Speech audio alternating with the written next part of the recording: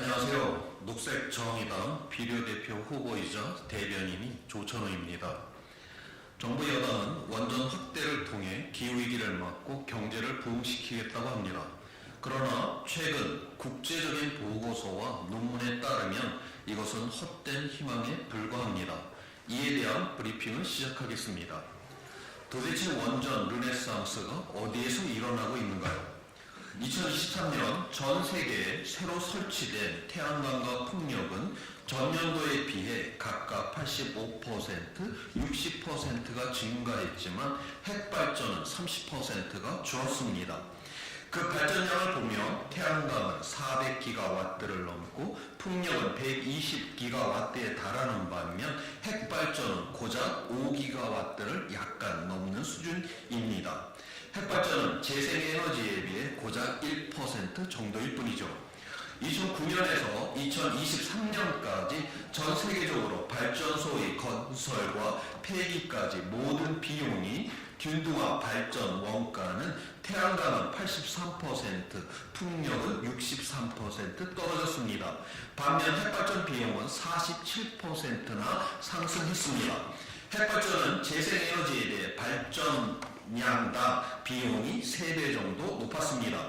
태양광은 정부 지원 없이도 전기시장을 지배하는 임계 수준에 진입했다고 최근 네이처 연구에서 밝혔습니다. 이 연구에서 2023년 우리나라, 우크라이나와 러시아는 핵발전이 다른 전력보다 균등화 발전 비용 원가가 가장 싼 나라였습니다. 반면 이 세 나라와 석탄 발전이 가장 싼 일본을 제외한 전 세계 대부분의 나라는 태양광과 풍력이 가장 싼 전력이었습니다. 2027년이 되면 우리나라도 태양광이 가장 싼 전력이 될 것이라고 이 네이처에서는 전망을 했습니다. 이러한 추세에 따라 주류시장에서 핵발전을 퇴조하고 있습니다. 2003년 이후 20년 동안 전 세계에서 신규 핵발전소가 103기 가동되었지만 가동이 중단된 것도 110기였습니다. 전력망에 연결된 신규 원자로 중 50개가 중국에서 이루어졌습니다. 2019년 말부터 2023년 중반까지 전 세계에서 28개의 신규 원자로 건설이 시작되었습니다. 이 중 17개는 중국에서 나머지 11개는 러시아 핵산업 기업에 의해 이루어졌습니다. 이들 나라는 우리가 접근할 수 있는 핵발전 시장이 아닙니다. 동유럽과 중동 국가들이 핵발전에 관심이 있지만 에너지 시장에서 빈약한 수준일 뿐입니다. 미쓰시비가 터키에서 히다치와 도시바가 영국에서 수주한 핵발전 사업을 포기했습니다. 이미 투자한 수조 원은 매몰 비용으로 처리를 했습니다. 이는 계속 진행할수록 더 큰 손실이 예상되었기 때문입니다.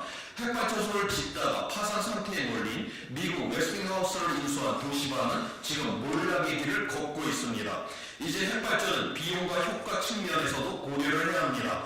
핵발전 수출 시장이 수백조 원이라는 우리나라 핵발전 찬성론자 주장도 헛된 희망에 불과합니다. 게다가 미국 웨스팅하우스는 한국이 핵발전을 수출할 경우 한국형 원천 기술에 대해 지식재산권 소송을 제기하며 발목을 잡고 있습니다. 일련의 에너지 전환이 이루어질 때마다 새로운 도약을 해왔습니다. 선진국은 산업혁명 이후 지금까지 화석연료를 기반으로 세계를 지배해왔고 앞으로 재생에너지를 토대로 여전히 지배력을 유지하려고 합니다. 미래산업 경쟁력은 재생에너지 경쟁력에 달려있기 때문입니다. 재생에너지로의 전환은 트렌드를 넘어 패러다임의 변화입니다. 이 패러다임의 변화에 제대로 올라타지 못하면 우리 산업은 재앙을 맞게 될 것입니다. 전환시대에 기존의 틀에서는 아무리 좋은 전략도 필패인 것입니다. 우리나라의 가장 큰 위기는 집권 여당이 에너지 전환시대의 그 흐름을 제대로 인식하지 못하는 데 있습니다. 원전 르네상스를 운운하며 핵발전에 우리나라 미래 산업을 건다는 건 핵발전 위험뿐만이 아니라 경제적으로도 위험합니다.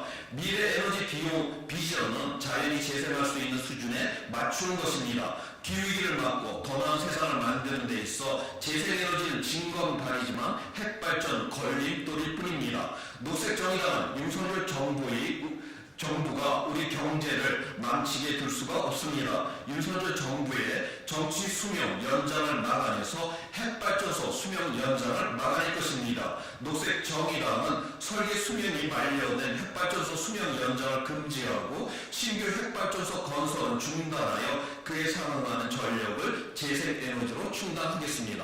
고맙습니다.